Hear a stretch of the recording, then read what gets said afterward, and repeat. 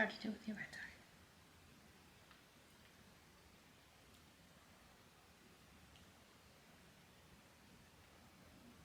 Saying you want me to leave?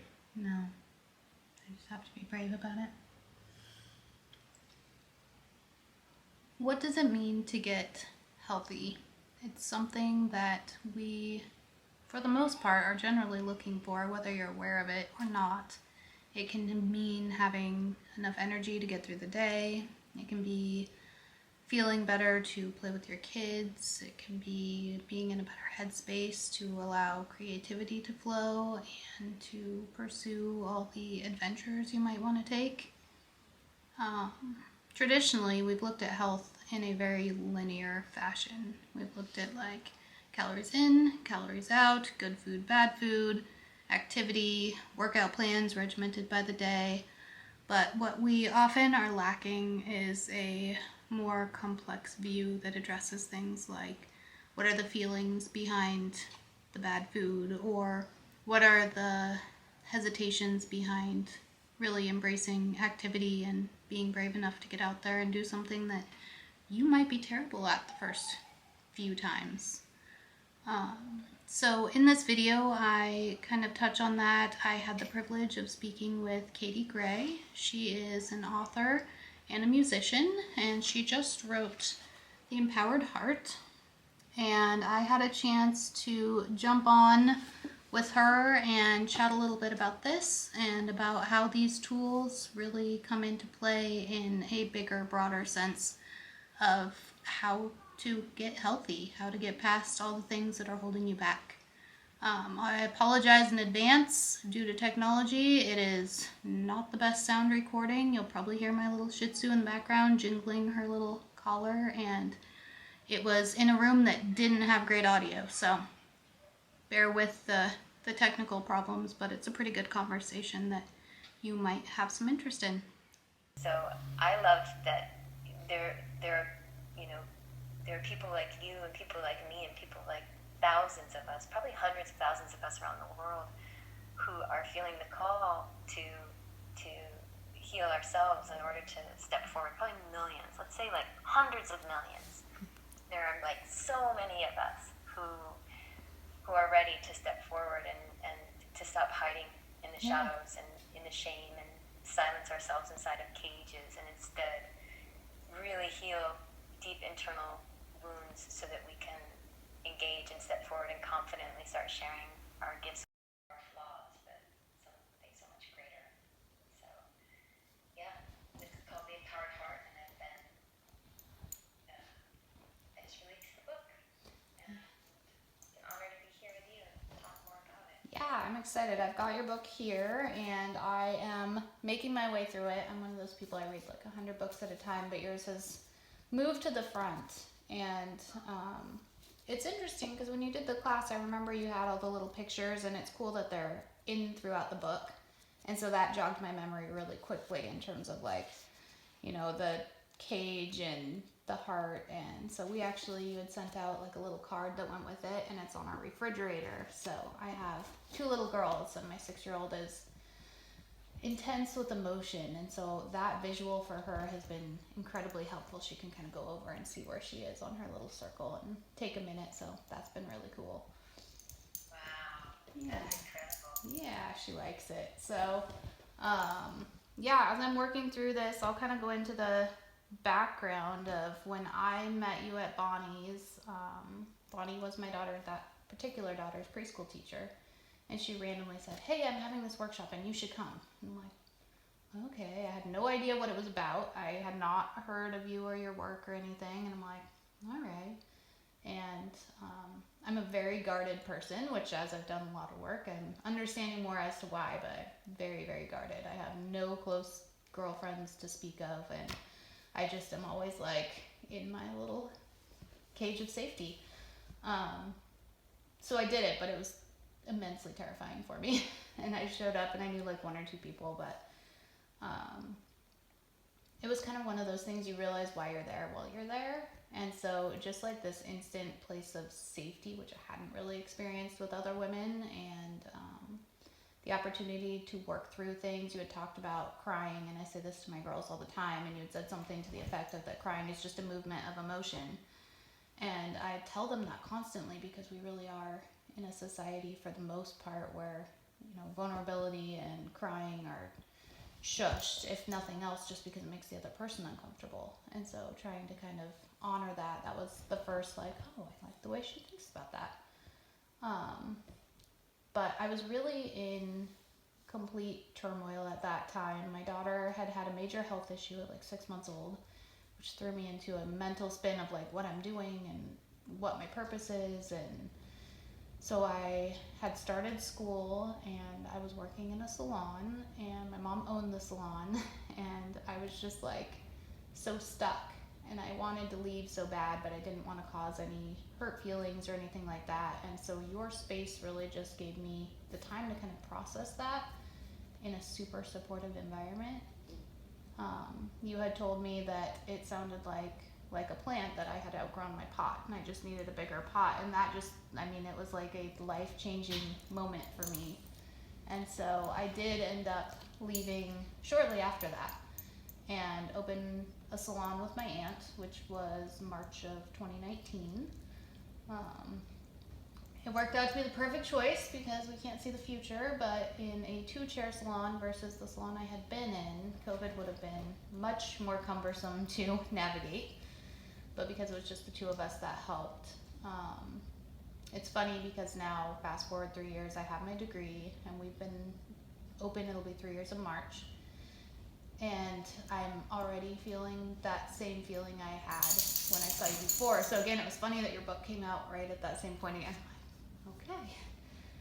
So I'm kind of looking at what that next pod is going to look like, and I'm using all of these tools in the book to maybe more consciously work through that than I was the first time. The first time I was kind of just like introduced to everything, and now I feel like hopefully those will help me to make the next step, which, when you're only 2.5 years in your new pot, feels even scarier than the first time. Oh gosh, is it time again already? But so here I am again, like trying to figure it all out. Wow. Yeah. That is so powerful, so beautiful. I remember exactly us sitting on the circle, and I think just using that analogy, the pot and the plant, if we, so oftentimes we look at our situations in life and our challenges, and we look at our struggles, and it's so easy and ingrained in us to take it personally as if there's something wrong with us, or we're not good enough, or we don't have our stuff together, we're just not smart enough, we're not, something's wrong, and we often associate that wrong with ourselves. And I think that when you outgrow a pot, just to voice that, to articulate that analogy more clearly for your listeners, like sometimes, if for any of us who have a relationship with plants, houseplants, or any potted plant, you're taking this live, living creature who has a whole root system, and it's going to grow to the capacity of that, where the roots can grow. So if you have a plant that can only reach its roots so far and it hits the container, then it's going to stop growing. And for all of us who've been in this situation, who love our house plant, we have to pull the plant out of its little home and find it a new home that's bigger. But what ends up happening is the plant looks like it's going to die. Sometimes it gets really scared and its needs aren't met, and the roots are in shock, and the leaves start to look wilted, and it looks scared. And I think that's what we were speaking to when you were saying, it's the time of change. But if we can look at ourselves in that time of change and recognize that, wow, I need a minute here. I have outgrown an old pattern. I've outgrown an old story in my life, and I'm ready for change, or I've just made some big changes, and I am in a little bit of shock. It's a little traumatic for me right now, but sometimes if we can shift our perception, rather than seeing something's wrong, I'm broken, I won't ever figure this this out. I'm going to be like this forever, et cetera, et cetera. If we can really, and I think this is kind of the intention of this work, of the Empowered Heart work, is to really get a much stronger, more clear conversation going with ourselves, one that's supportive and compassionate and conscious, and to infuse our inner dialogue with consciousness, and to not unconsciously shame ourselves and judge ourselves and push ourselves into this place of silence and shame. If we're there, we're helpless and we're powerless, and we are silenced, and we suffer. So to say, oh, you know what, I'm going through some changes right now, and I'm not going to beat myself up about this. I'm not going to judge myself. I'm not going to put myself down. I'm not going to start telling myself that I'm a wrong, bad, broken, dirty person. What I need to do is just be patient with myself and let myself take a hot bath, Yeah. and go for a walk, and take care of myself, and recognize that this too will pass. But I'm going through some challenge right now, and maybe rather than being hard on myself, I need to show up and care for myself. And what happens then is with that, for example, maybe I just need to see that I've outgrown an old pattern, and I just need a minute. I think it's going to be okay. Suddenly you have your own support. Mm-hmm. You're this powerful being, and suddenly you're not working against yourself, because you're powerful. You can hold yourself back. You can push yourself down to the ground and stay there suffering for decades. Or you can use all of that power to help support yourself and fuel yourself and cultivate that energy and lift yourself up, through the way that you consciously correspond with yourself internally. And I'm so grateful you have these tools. I'm a visual learner. I find the symbology, the pictures, so helpful, because if somebody's, in correspondence with somebody and somebody's angry, I just see the mask of a tiger. Mm-hmm. I see, someone is in defense mode, and I know, they may not know, but I know behind that they're hurting, and they're sad, and they're scared. So how can I create a safer environment for them? And watch things transform quickly. Definitely. And yeah, when you talk about the pot, I think the other thing that maybe because I've gotten into houseplants and I have like close to 200 of them now, I understand it so much more, but sometimes it's such a slow process. Like, you don't really realize that that's what's happening, but your plant's getting a little bit weak and it's not growing as much as it was. Maybe the leaves are starting to turn a little bit, and it takes a little while before you go, oh gosh, I should check. And then usually when you do, sure enough, like, it is completely root bound and it's essentially suffocated. And so checking in with yourself and kind of learning to gauge those things. And then, like you said, once you do transplant it, it most definitely looks like it's in shock for a little while. And so knowing that, to get from pot A to pot B, it's going to be, not ideal, not as healthy looking as what it will be in the future. That old pot is your comfort zone. Mm-hmm. And it a big part of transforming our lives, from a place of where we're not happy, where we're potentially suffering, into a place where we're thriving, it takes consciously, with intention, stepping out of those old comfort zones,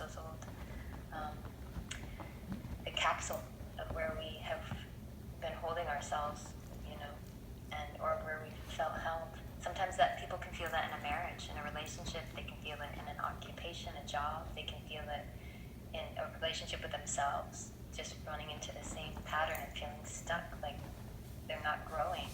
And it may take getting uncomfortable, lifting up out of where you're comfortable and making some big changes. It doesn't mean you have to drop everything and quit your job or get a divorce, but it might mean having some deep conversations with your partner and having a really deep observation, a look at your life and where there's some change needed to recognize where you're not happy. Right. It's big work. It's not comfortable, but it's necessary. Right. It's not comfortable, for sure. And yeah, that workshop that I attended was kind of a perfect thing because, my safe smaller pot would be a book for sure. Like, I can do that at home. I can fail that at home without everybody seeing me. But if I go into this group setting where I'm in person and there's like an actual person that's going to ask me questions and want me to engage, that was big work for me. But again, I feel like, you know, the universe makes no mistakes. The fact that your book came out almost exactly, I'm like, wow, that's really weird. And now I feel like I am more in a better place, a more secure place to be able to handle the book and not stay small, if that makes sense. Yeah, I do. I know exactly what you mean. And I think you're right. I think one of the needs that I speak to a lot throughout the work is the need for connection. Mm-hmm. You know, that there are some elemental needs that we have that are beautiful and natural and sacred and important, like connection, like the need to release, to cry, the need for comfort, the need to soothe yourself, the need for love, for honor, for respect. You know, there are these needs that we have, and we don't need to feel selfish or guilty. A lot of times we feel selfish if we get our needs met, and the reality is we are not we're not living our purpose. You mentioned the word purpose earlier, and we're not living our purpose, which inevitably has to do with helping the world around us. When we're really aligned with our purpose, it has to do with sharing our gifts with the world and helping the world be a better place. And if we are suffering, we're not taking action to make the world a better place. We can try and we can work really hard, but we're working with a limited set of tools because we're not working with our own life force, the energy to help thrive and fulfill us and fuel us to move forward. And I think that it's big work. It's not comfortable, and that need for connection is something that a lot of us we need, but we don't know how to access it. We're afraid. You mentioned not feeling safe, not having close girlfriends because probably you've been burned and you realize it's painful and people can be gnarly and they can be deceiving, and you've just learned to just not trust. Just stay safe and stay internal. And that's, you know, I just launched we're about to get started this next weekend. It's the book course club. You know, it's like a book club, but it's a way for people to do this deep work. And it's, you know, the book's 400 pages long. Like there's a lot of work here. It's not a quick read, and it's really offering a suggestion to the reader to go in deep. You know, let's explore through prompting questions. Let's go in and go a few layers in deeper than you may be comfortable. And I had received a lot of response. I mean, I just released it last month, the book, but already a lot of response that this is the kind of thing that I don't necessarily want to do alone, and I feel like I kind of need to be held accountable. I feel like I could easily just shut the book and put it away. Are you going to do any type of course or club? And I wasn't planning to until spring. In May, I had everything mapped out. That's when I'll release a course. And like you said, there are no mistakes in the universe. The divine just kind of maps it out for you. Yeah. And I thought, you know, I could actually put together the course would be no problem. I could actually just, you know, curate this right now and design a website I could do that. And already we've got about 40 people signed up. That's awesome. Yeah, like there's a whole group of us, and that, you know, as an example, there are a lot of us who want to do the work, but also recognize that it can be challenging to do it alone. Yeah. You know, and to be alone and reading a book, it might be really beneficial to go beyond your comfort, stretch outside of your pot, and talk to other people. Yeah. You know, experience connection. And if we're afraid, then there's healing.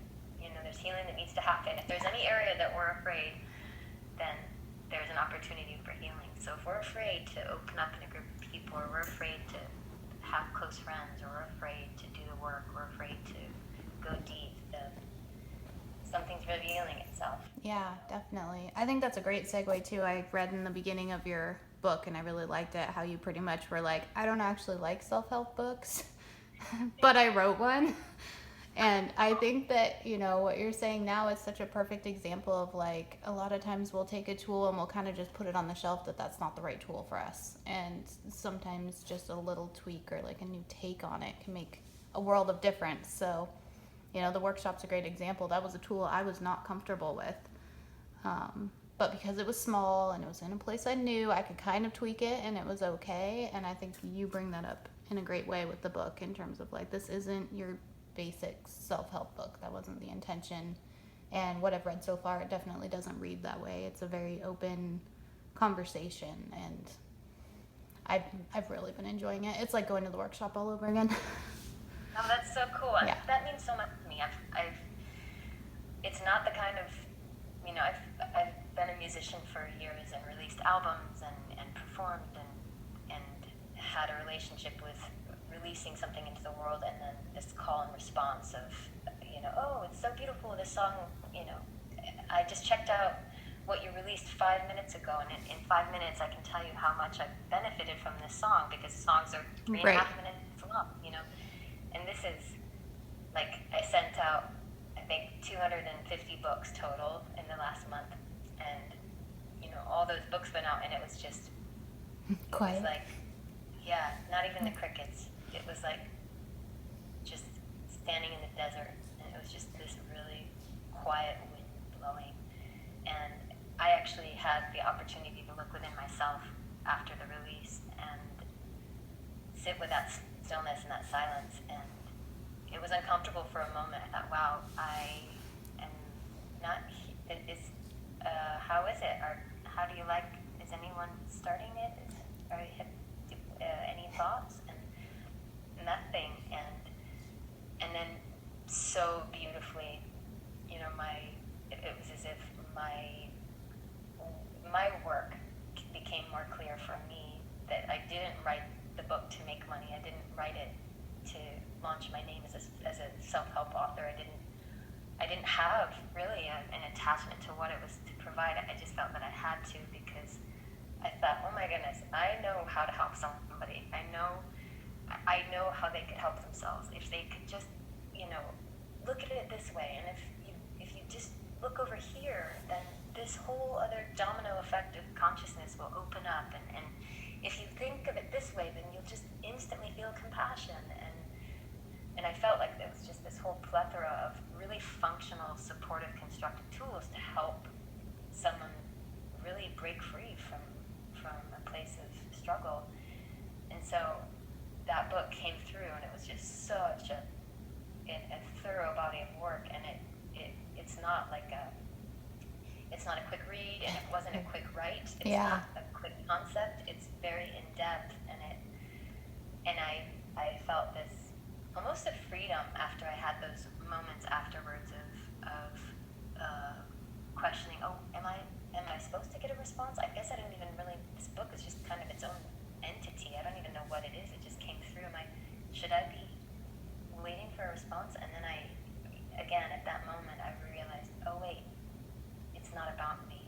Like, it never was about me. And when I realized, oh gosh, it has nothing to do with me. I'm just a conduit to help people help themselves. I was almost off the hook in my own. Like, I'm like, oh, I don't even I'm just here for a support, and I can just keep supporting people. But really, I've just handed them a map, and it's up to them if they want to go within themselves. And by doing that, they will heal themselves. It's not about me. That was my intention, is to just give people a pathway, a map, and to learn how to not need another self-help book. How can we figure out how to heal ourselves so we're not in a constant need of repair, but to really go to the root structure and experience some deep, pivotal healing. And so by not hearing back from anyone, it felt like this freedom, like I was released from my own expectations, that I didn't even really know what my expectations were, but to hear that it is awakening for you a response that you experienced in the workshop, that was definitely one of my intentions, is that, not everyone can go to a workshop. Not everyone can take the time off from raising kids. They can't take the time off from work. They don't have the money. There's not a workshop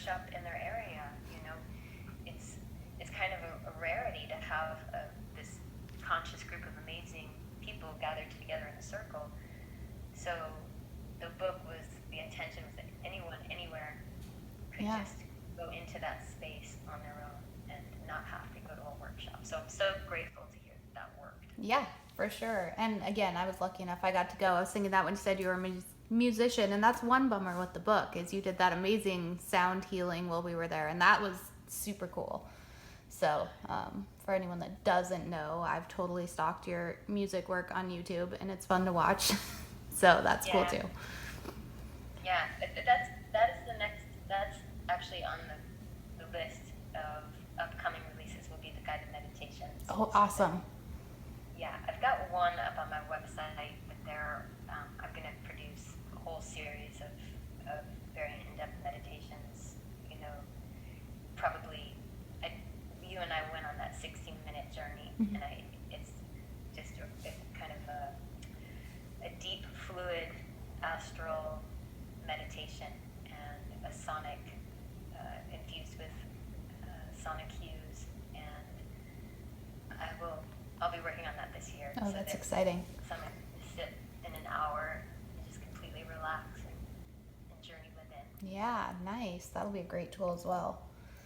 Yeah. The only other thing I was thinking, I was gonna pick your brain about just a little bit, if you're comfortable. If not, that's totally fine. But in your book, you talk about your battle with eating, and one of my biggest passions is nutrition. And so I think that being able to see trying to think of how I want to word it,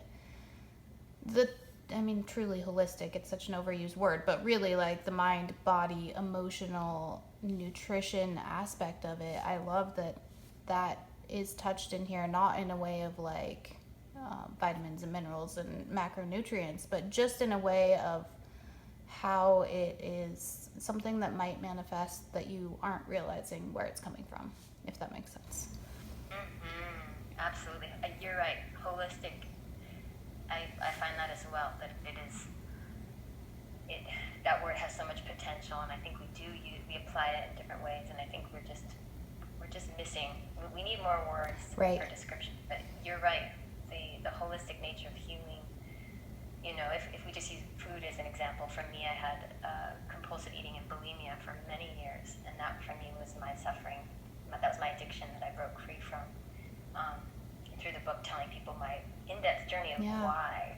I think sometimes people they seek support. Maybe they would go to someone like you and seek support, and they're addressing their symptoms, and they're not. And what I think a lot of people may not realize is that an issue with food is a symptom. Mm-hmm. It's not the cause of their problem.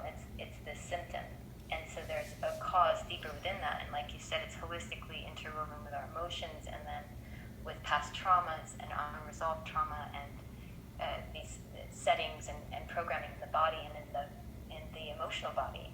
And I think it has to be, in order for real healing to take place, in order for us to get to a place where we are no longer hungry, and using hunger as a word to describe that insatiable desire for something to fill a part of us that feels empty. Yeah. Whether it's food or alcohol or opiates or social media. I saw you touch on that. That was like, yes. Social media. Like, we are hungry. We need connection. We need to know we're not alone. A lot of us have dealt with trauma. Most everyone. That's another thing, is almost everyone has experienced a lot of trauma in their youth. We've all experienced trauma, but most of us experienced trauma in our youth and didn't even realize how much that's impacting us. Maybe we do, but we don't know how to navigate it.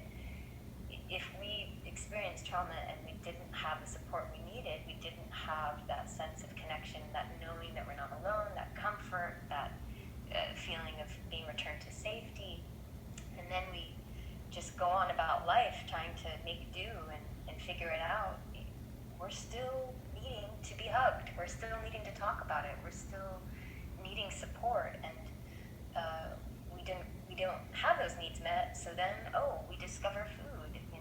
When I eat a piece of cake, it gives me this feeling of comfort and this sense of calmness, and I relate that to getting my needs met, and this is all happening unconsciously because we're not consciously looking at the root system of why we feel that hunger. So again, applying that to food, the holistic works holistically is that we would say, okay, you're hungry, you're turning to food, and you might be doing that compulsively, which is unconscious behavior. So you are compulsively reaching out for support, and you're doing that, and you found food to be something that gets your needs met. But let's go in deeper and figure out where you're hurting and why you're hurting. And let's bring you some deep, soothing relief. And it might just be that someone needs to talk about it. It might just mean that they need to know they're not alone. They need to go into that tender. I also describe it as like a callous tissue around an old wound that maybe still has a little infection in there. Right. You might need to just go in, and it's not going to be comfortable, but we got to get it out of there. Yeah. You know, there's tender stuff in there. And what happens when you do that, you calm. Your needs are met in a very mysterious, sometimes very mysterious way, where you just feel at ease. And you feel, wow, I talked about it. Wow, I'm not judging myself. Wow, my mind is able to make sense of what happened. Wow, I feel like now I know how to consciously show up for myself when I'm feeling hunger. I know that it may not be for food. It may be because I need a hug. Yeah. It may be because I need to talk about it. It may be because I need to cry. I need to go for a walk. I need support. And so yeah, I love what you're doing, Jess. I love the whole path you're on. It definitely feels like purpose work. So I love that there are people like you and people like me and people like thousands of us, probably hundreds of thousands of us around the world, who are feeling the call to heal ourselves in order to step forward. Probably millions, let's say like hundreds of millions